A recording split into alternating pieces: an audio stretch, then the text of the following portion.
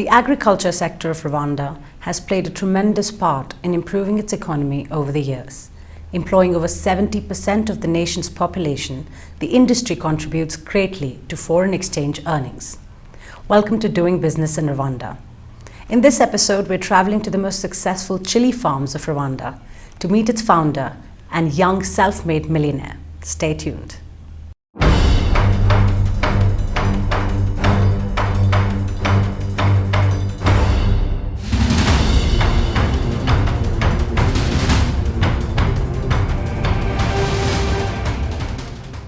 In the eastern province of Rwanda, Kayonza, nestled in the valley are thousands of chili plants, swaying in the wind and breathing fresh air.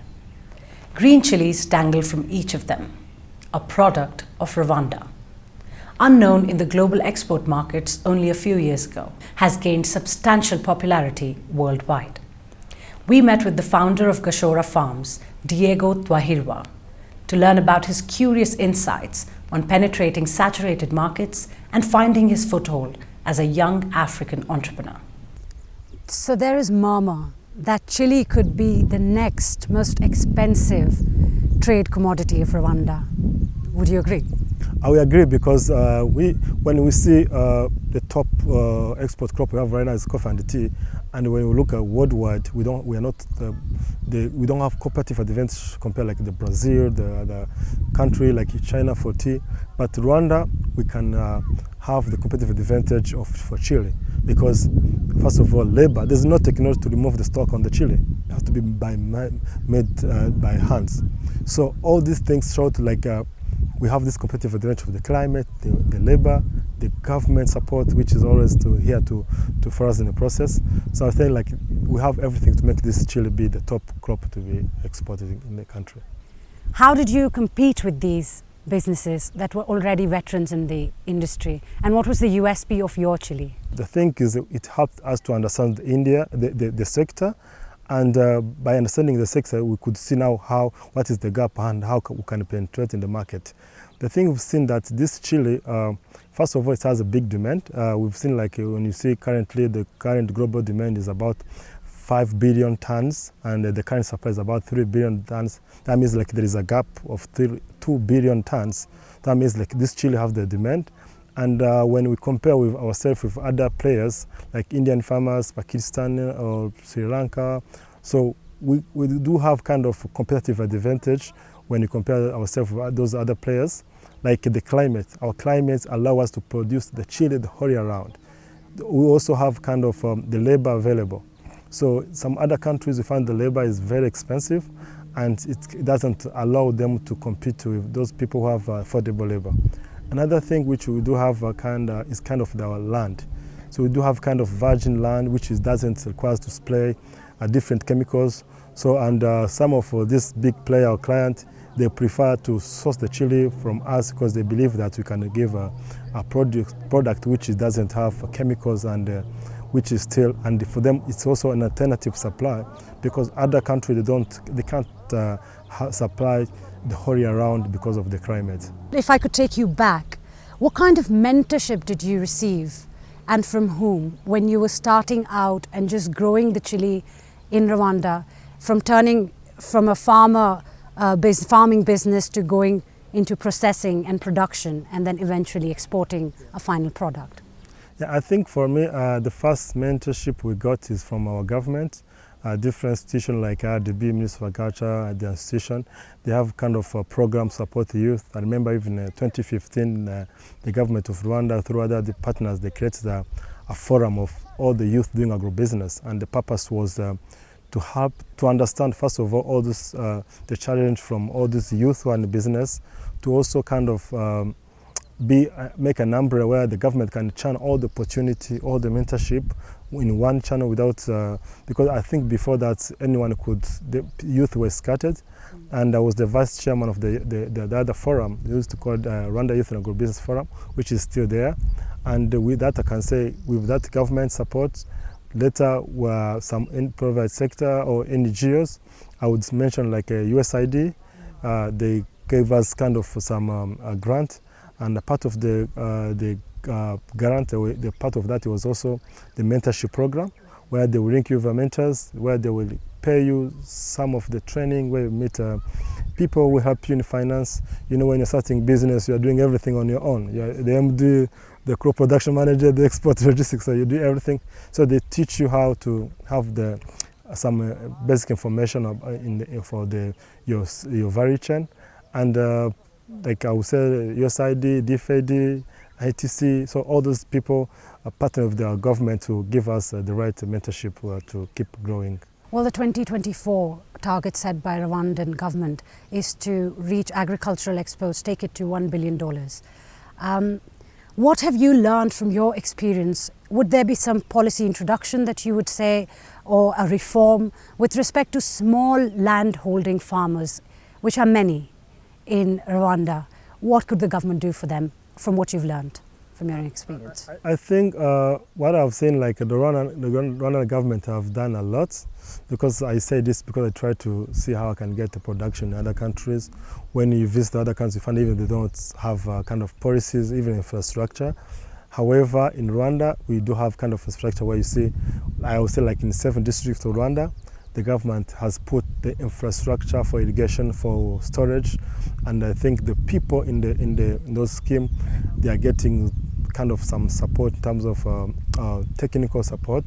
And however, the thing which need to be done to increase what they are doing is to fast the process, because sometimes the process are there, access to finance, there is some policy there to support women, youth, people who don't have the collateral, but it takes process to assess it. So I think that's how we understand everything is process. If they used to be maybe funding this other long-term crop, perennial crop like coffee and tea, now we are telling them this crop is only 3 months, you need to support these people. So they just need to review and faster the process of make people access to finance. Because I would say we have everything. We have the right government to put the infrastructure. If you're coming in the country as an investor to grow and to invest in anything, put the processing plant for any crop, the government will support the farmers to give the input.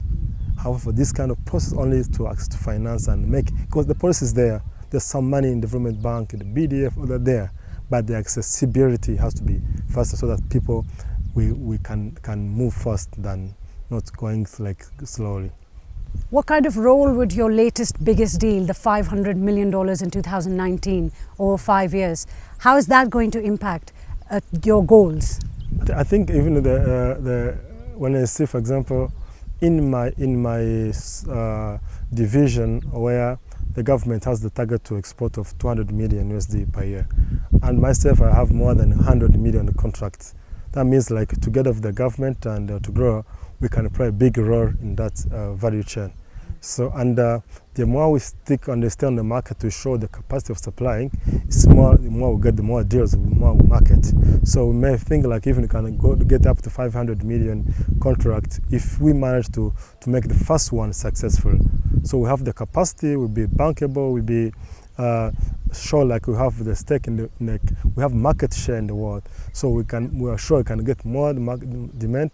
And also the more we work start slow with the government, we have more trust in them, and also to bring more investors so that we can help to together make sure we meet the government's goal of increasing the export.